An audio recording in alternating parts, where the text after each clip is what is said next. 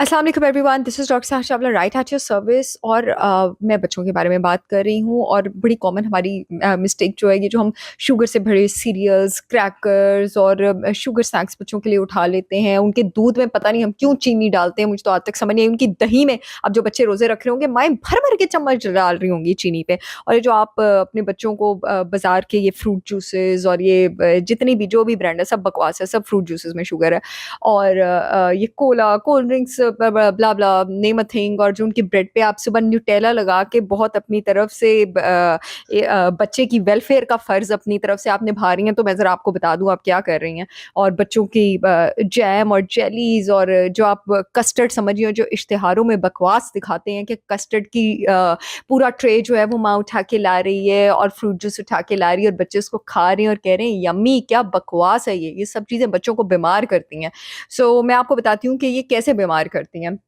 आप बच्चों का चिड़चिड़ापन कैसे इंक्रीज़ करती हैं, उनकी मेमोरी कैसे कम करती हैं, उनको मोटा कैसे करती हैं। और ये आपके बच्चों को मिड 40s, लेट 30s में diabetes, heart disease, hypertension, blood pressure, depression और खुदा ना ख़ास्ता आगे जाके कैंसर के मरीज़ बनाने की बेस ये कैसे बना रही हैं। इसके सिर्फ़ आज एक हम पहलू पे बात करेंगे, जो कि हम ब्रेन के पहलू पे बात करेंगे। आपके पास इन शुगर ड्रिंक्स में, फ़िज़ी ड्रिंक्स में, इन सब चीज़ों में जो ज़रूरत से ज़्यादा फ्रुक्टोज़ लोड है।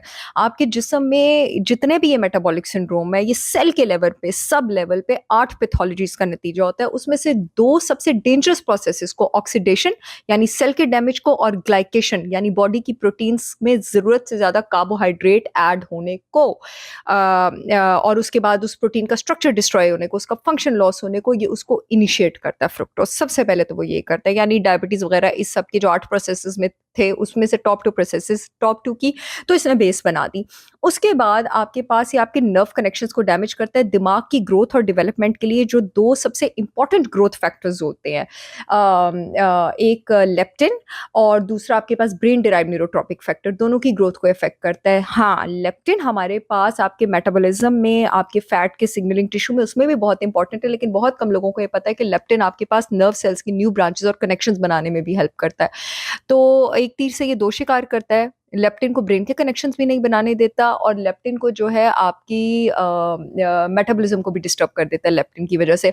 कभी नोट कीजिएगा कि एक बहुत मोटा बच्चा बिस्किट खाएगा और बिस्किट खा के सुकून से बैठा रहेगा।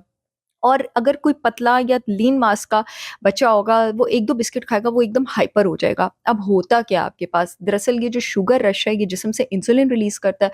इंसुलिन आपके फैट टिश्यू में ज़रूरत से ज़्यादा एनर्जी भेजता है। फैट टिश्यू लेप्टिन रिलीज़ करता है। लेप्टिन ब्रेन के एरिया हाइपोथैलेमस में जाता है। हाइपोथैलेमस आपका जो सिम्पैथेटिक नर्वस सिस्टम है, उसको एक्टिव कर देता है। वो कहता है, शिट! ये तो इतनी एनर्जी चाहिए ही नहीं थी। इसको मैं कैसे बैलेंस करूँ? तो वो नेगेटिव फीडबैक एनर्जी मैकेनिज़्म के थ्रू बच्चे को या आपको हाइपर और एक्टिव कर देता है, ताकि वो एनर्जी बैलेंस हो। अब जो बहुत मोटे लोग होते हैं ना, उनमें लेप्टिन रेजिस्टेंस हो गई होती है। उनका लेप्टिन रिलीज़ ही नहीं होता है, तो ये एनर्जी बैलेंस है ही नहीं। वो खाते जाते हैं, मोटे होते जाते हैं और उनको फ़ील भी नहीं होता कि वो कुछ गलत कर रहे हैं, ठीक है? या उनकी बॉडी उनको कोई सिग्नल ही नहीं देती है। अच्छा, अब ये वाली भी आपके पास जो है शुगर, लेप्टिन का ये वाला फंक्शन भी खराब कर देता है, और ये नर्व वाला फंक्शन भी खराब कर देता है। दूसरा आपके पास आपका ब्रेन डिराइव्ड न्यूरोट्रॉपिक फैक्टर है।